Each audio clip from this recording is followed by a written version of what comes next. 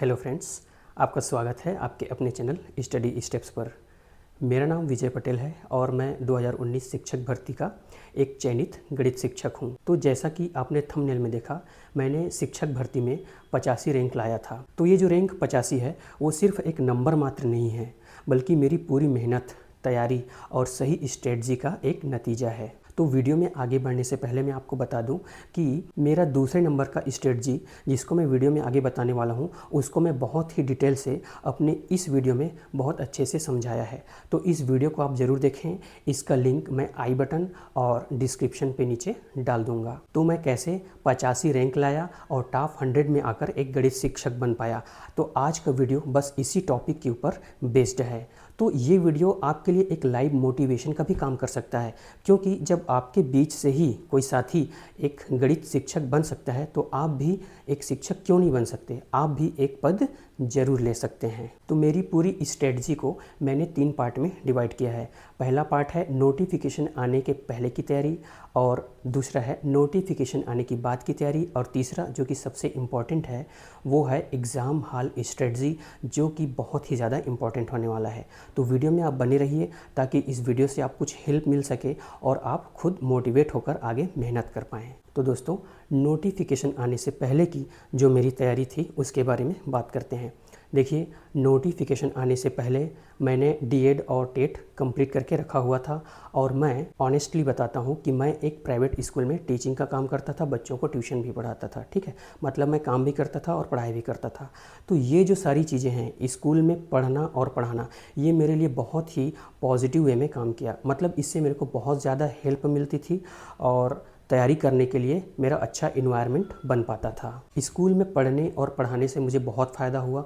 अगर आप भी किसी प्राइवेट स्कूल में पढ़ाते होंगे या पढ़ाते थे तो आप कमेंट बॉक्स में कमेंट करके ज़रूर बताइएगा। मैंने शिक्षक भर्ती की तैयारी के लिए नोटिफिकेशन से पहले ही तैयारी शुरू कर दिया था। ठीक है, और उसके लिए मैंने अच्छे अच्छे बुक्स जो कि इसके लिए प्रिस्क्राइब किए जाते हैं, वो बुक मैंने भी इकट्ठे करके रखे थे और उन्हीं बुक से तैयारी करता था। अगर आपको बुक जानना है कि मैंने किस किस बुक से पढ़ाई की है तो उसके लिए मैं अलग से वीडियो बना दूंगा। दूसरे पार्ट में नोटिफिकेशन के बाद, तो जैसे ही नोटिफिकेशन आया मैंने अपनी तैयारी को एक विशेष बल दिया और तैयारी की डायरेक्शन को भी चेंज किया।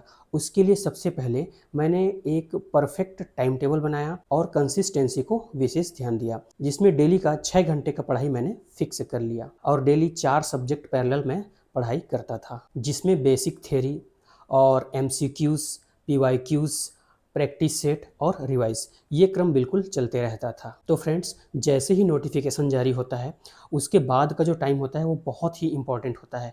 तो इस टाइम पे आपको एक सिस्टमेटिक टाइम टेबल बनाना है और कंसिस्टेंसी को विशेष रूप से फॉलो करना है। तो तीसरा पार्ट है एग्ज़ाम हॉल स्ट्रेटजी।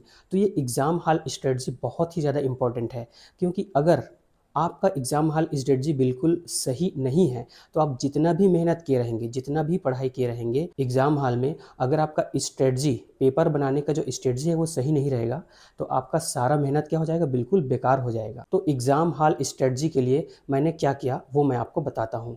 देखिए, जैसे ही आपका एग्ज़ाम आने वाला होता है, यानी कि एग्ज़ाम से 1-2 दिन पहले आप बिल्कुल चिल्ड माइंडसेट रखिए, यानी कि बिल्कुल पॉजिटिव वे में रखिए।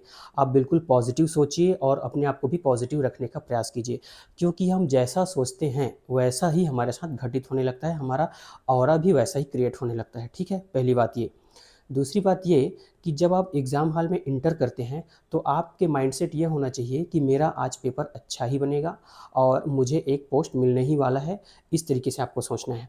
तीसरा पॉइंट ये है, जब आप एग्ज़ाम हॉल में बैठते हैं और आपके सामने ओएमआर शीट आती है, क्वेश्चन पेपर आता है, तो आप क्या करेंगे, क्वेश्चन को देखेंगे और सबसे पहला काम क्या रहेगा आपका कि आप ओवरव्यू में जितने क्वेश्चन, जैसे हिंदी है ना, इंग्लिश, बाल विकास, इस तरीके के जो सब्जेक्ट हैं वहाँ से शुरुआत करना है, और उसके जो क्वेश्चन है बहुत इजी जो आप देखते ही आसानी से बना लेते हैं, ऐसे क्वेश्चन को, चाहे वो मैथ्स की हो चाहे रीजनिंग हो, सबको आपको आसानी से क्या कर लेना है, पहले सॉल्व कर लेना है। ये पहला स्टेप हो गया। उसके दूसरे स्टेप में क्या करना है आपको, दूसरे स्टेप में हमको ये करना है कि पहले स्टेप में जो हमने सॉल्व कर लिया वो तो हो गया, दूसरे स्टेप में ऐसे क्वेश्चन जिसको हम सॉल्व कर सकते थे, जैसे कि मैथ्स और रीजनिंग के, उसको बना सकते हैं थोड़ा सोच के समझ के, ऐसे क्वेश्चन को आपको दूसरे स्टेप में सॉल्व करना है, तो उसको सॉल्व कर लेंगे। ठीक है, बहुत ही ईजी वे में। तीसरा स्टेप जो बहुत इंपॉर्टेंट है वो ये होता है कि अगर आप सोच रहे हैं कि हम तीसरे स्टेप में तुक्का लगाएंगे तो ये बिल्कुल गलत बात है। हमको तुक्का लगाना ही नहीं है। तुक्का किस में लगाना है? जिसमें आप 50% से ज़्यादा श्योर हो, यानी कि 75% श्योर हो कि इसमें मुझे तुक्का लगाना है और ये आंसर सही हो सकता है। तो ऐसे कुछ क्वेश्चन, गिने चुने क्वेश्चन में ही आपको तुक्का लगाना है, ठीक है। बाकी कुछ क्वेश्चन ऐसे होते हैं जो बहुत कठिन होते हैं, वो किसी से बनते ही नहीं। तो कुछ क्वेश्चन सिर्फ छोड़ने के लिए होते हैं, वो किसी से नहीं बनने वाला। तो कुछ क्वेश्चन को छोड़ दीजिए। इस तरीके से पॉजिटिव रहकर बहुत अच्छे वे में आप क्या करेंगे, एग्ज़ाम देंगे। तो इस प्रकार पॉजिटिव सोचकर, पॉजिटिव रहकर मैंने वर्ग 2 और वर्ग 3 दोनों का एग्ज़ाम दिया।